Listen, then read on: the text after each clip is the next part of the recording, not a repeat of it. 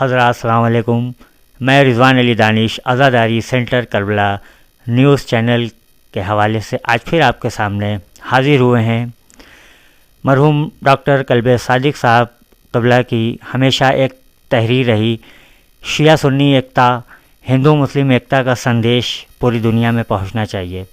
اس وقت جو جناب شہر کے تھوڑا سا حالات خراب چل رہے ہیں، ہندو مسلم ایکتا کے سندیش کے اوپر میں چاہوں گا کہ آپ کیا اپنا پیغام عوام کو دینا چاہیں گے؟ بسم اللہ الرحمن الرحیم.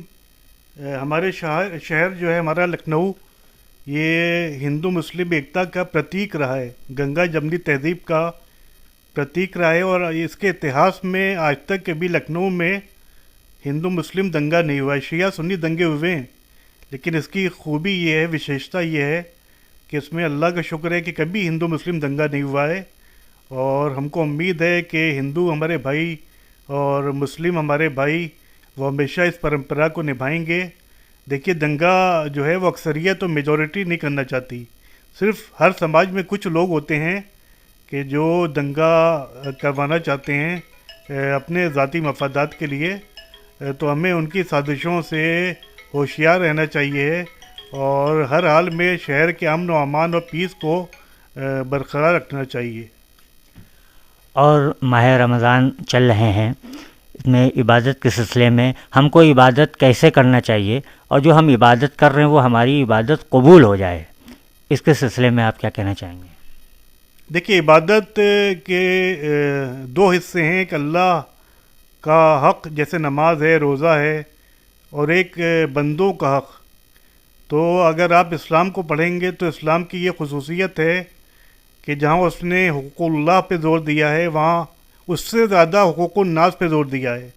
اور یہ صحیح حدیثوں میں ثابت ہے کہ اگر اللہ کے حق میں کچھ کمی رہ گئی، خدا نخواستہ کچھ نمازیں کم پڑھیں، کچھ روزے کم رکھے، تو اللہ انتہائی غفور و رحیم ہے، وہ توبہ کے بعد معاف کر دے گا.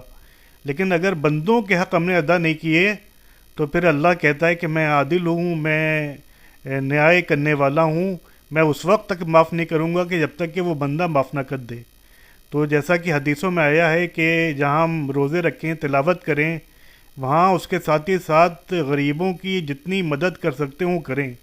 اور میرے مولا کی شہادت کے دن آ رہے ہیں، ان کا ایک مشہور قول ہے کہ گناہان کبیرہ کا کفارہ یہ ہے، جو تم نے بڑے بڑے گناہ کیے ہیں ان کا کفارہ یہ ہے کہ تم مصیبت زدہ اور ضرورت مند لوگوں کی مدد کرو اور ان کو مشکلوں سے آزاد کرو، تو انشاءاللہ اللہ تمہارے گناہوں کو معاف کرے گا. ہماری کوشش یہ رہتی ہے کہ اس سمے واٹس ایپ، یوٹیوب ان سب کا زمانہ ہے، تو اس طریقے سے کچھ چھوٹے چھوٹے پیغام ایسے جانا چاہیے جو کچھ بچے لوگوں کے بھی سمجھ میں آئے. اب جیسے کہ ایک روزے کے سلسلے میں پوچھنا چاہوں گا کہ انسان رات میں سحری کے لیے اٹھا، اس نے سحری کری، اب اس کی نیت ہے کہ ہمیں صبح روزہ رکھنا ہے، اور بھائی دیکھو اس کی آنکھ لگ گئی، وہ سو جاتا ہے، اور وہ اس کی فجر میں بھی آنکھ نہیں کھلتی، وہ صبح مثال طور پر 9 بجے یا 8 بجے اگر اٹھ رہا ہے تو روزہ رکھنا چاہ رہے، تو کیا اس وقت جب وہ جاگے گا تو اس وقت نیت کر سکتا ہے روزے کی؟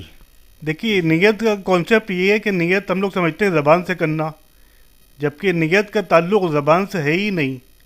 جیسے ہم لوگ کہہ رہے ہیں میں نماز پڑھتا ہوں 2 رکعت قربتاً اللہ، یہ کہنے کی کوئی ضرورت نہیں ہے، بلکہ نیت جو ہے وہ دل کے ارادے کا نام ہے، اور وہ انٹینشن کا نام ہے، دل کے انٹینشن کا نام ہے.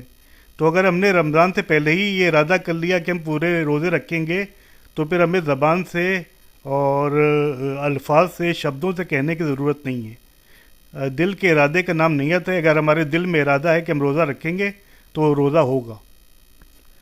جیسے میں ماہ رمضان میں حضرت مولا علیہ السلام کی شہادت کی تاریخ بھی ہے، تو میں چاہوں گا ان کی کچھ سیرت کے بارے میں آپ بتائیں، اور اس کے بعد میں ان کی شہادت کے سلسلے میں بھی کچھ بیان کریں.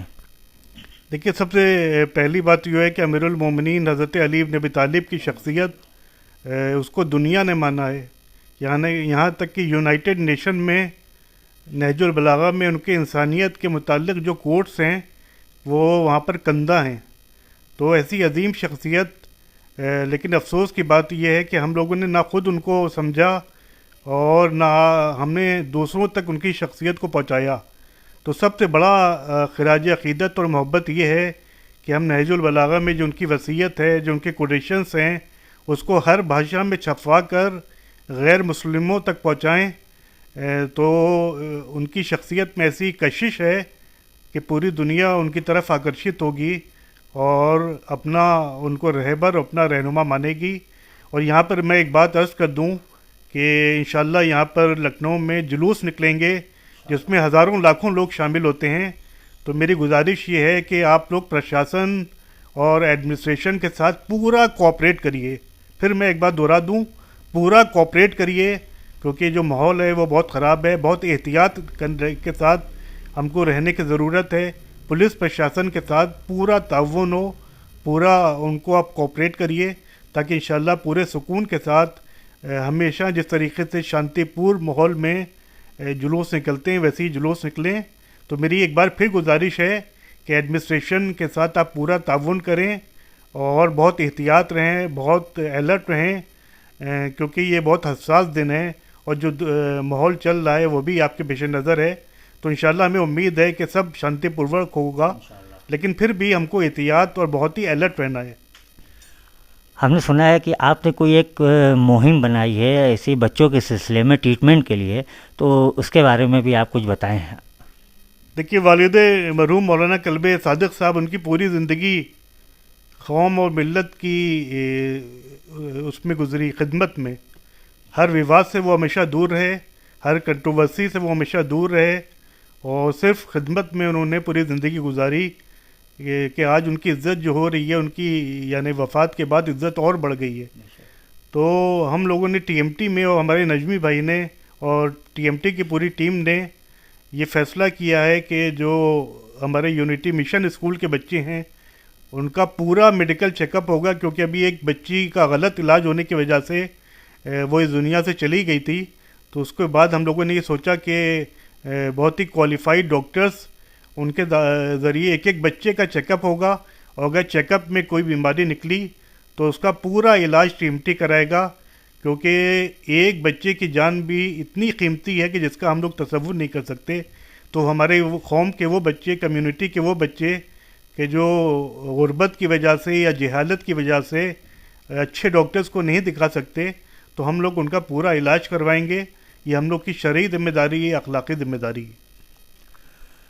بہت بہت شکریہ۔ ابھی آپ کے سامنے ڈاکٹر کلب صفتہ نوری صاحب اپنا خیالات پیش کر رہے تھے ماہ رمضان کے بھی سلسلے میں، عبادت کے سلسلے میں اور جلوس کے سلسلے میں بھی، اور جو بچوں کے ٹریٹمنٹ کے لیے بھی انہوں نے ایک نیا چالو کیا ہے گا۔ مولا ان کو کامیاب کریں اور بلندیاں حاصل کریں۔ پھر انشاءاللہ کسی موقع پہ پھر زحمت دیں گے۔ حضرات السلام علیکم ورحمۃ اللہ وبرکاتہ۔